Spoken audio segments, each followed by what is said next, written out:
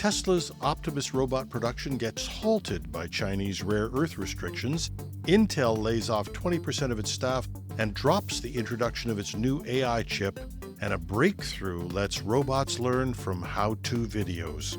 Welcome to Hashtag Trending. I'm your host, Jim Love. Let's get into it. Tesla's ambitious plans to mass-produce its Optimus humanoid robot have hit a significant roadblock: China's tightening grip on rare earth exports. The company relies on specialized rare earth magnets for the robot's compact actuators, components that are now subject to new export licensing rules imposed by Beijing. These restrictions, introduced earlier this month, are part of China's broader response to escalating U.S. tariffs and have disrupted Tesla's supply chain. Elon Musk, speaking during Tesla's Q1 earnings call, acknowledged that Optimus production is being delayed by what he called a magnet issue. He emphasized that the magnets are just going into a humanoid robot, not a weapon, but noted that China is seeking assurances that the components won't be used for military purposes. Tesla is currently working with Chinese authorities to secure the necessary export licenses, a process that could take several weeks to months. The export curbs affect not only rare earth materials, but also processed materials like magnets, posing a challenge for manufacturers worldwide. China produces almost the entire world's supply of heavy rare earth metals, from ore mined in China and Myanmar, and 90% of the magnets are made with these metals. Analysts warn that the tightened controls on these essential materials used in everything from electronics to defense systems will be difficult to bypass or replace quickly. Tesla had aimed to produce thousands of Optimus robots by the end of 2025, with a goal of scaling up to 1 million units annually within 5 years. However, the rare earth supply chain disruptions may significantly impact that timeline. The situation underscores the strategic vulnerabilities facing tech and auto manufacturers dependent on the rare earth resources. As supply chain pressures mount, companies like Tesla are navigating complex international regulations to keep innovation on track, while markets closely watch for updates on export approvals and production progress. Intel is preparing to lay off once again more than 20% of its workforce in a sweeping restructuring effort as the company hits pause on the commercial launch of its much-anticipated Falcon Shores AI chip. This decision throws up some big red flags on Intel's struggle to compete in the high-stakes AI hardware race. The layoffs, expected to impact middle management and engineering layers, follow earlier cost-cutting plans announced in 2024 and are part of CEO Lip-Bu Tan's push to streamline operations and refocus the company on core strengths. But they also coincide with a more telling development. Intel will no longer be bringing Falcon Shores, its leading AI processor, to market. Instead, Falcon Shores will be used internally to support the development of next-gen chips like Jaguar Shores.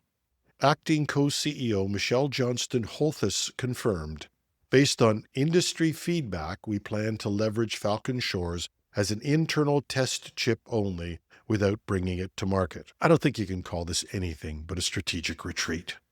Falcon Shores was originally positioned as a response to NVIDIA's dominance in AI accelerators. You can make up any story you want, but this widens the competitive gap with NVIDIA and AMD just as AI demand is surging globally. Intel's decision raises questions about its ability to maintain competitiveness and bring new products to market at a time when AI chips are reshaping the data center and cloud industries. And the restructuring reflects more than just budget tightening. It also acknowledges that this former powerhouse and the story about Falcon Shores adds a new meaning to Intel Inside. Unfortunately, you can only make money and compete with chips you take to the outside. I'm sure investors and analysts will be watching Intel's next earnings report closely. We don't offer investment advice or predictions, but I'm betting the next earnings report won't be good.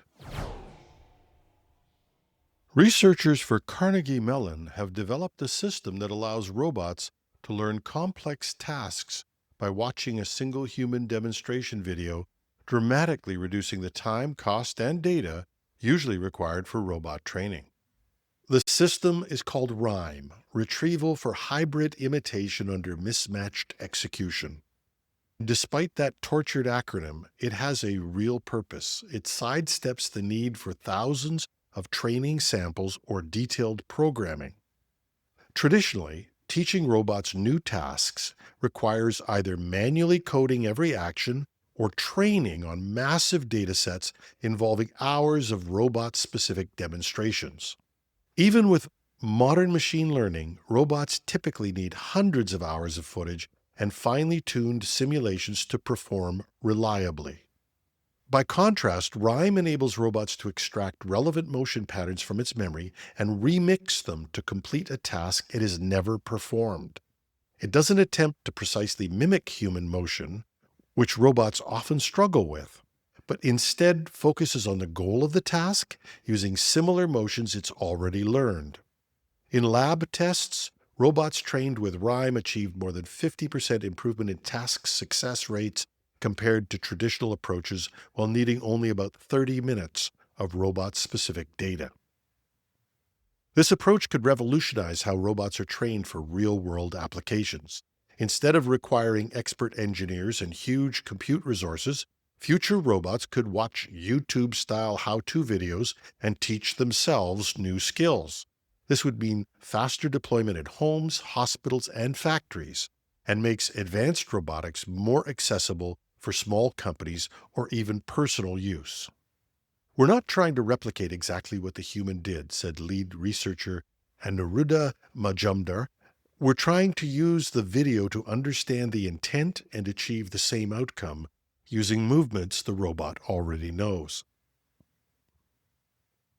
With RHYME, the future of robotics could be built on something as simple as a YouTube video. That's our show for today. You can reach me at editorial@technewsday.ca or find me on LinkedIn. Many of you have. If you are watching on YouTube, just leave a comment under the video. And if you're a robot, let us know. And I hope you're learning something. And this weekend, our Project Synapse panel will be discussing how AI is learning through experience in the real world and what that means for all of us. Check us out on Saturday morning or whenever you listen to long-form podcasts. I'm your host, Jim Love. Have a fabulous Friday.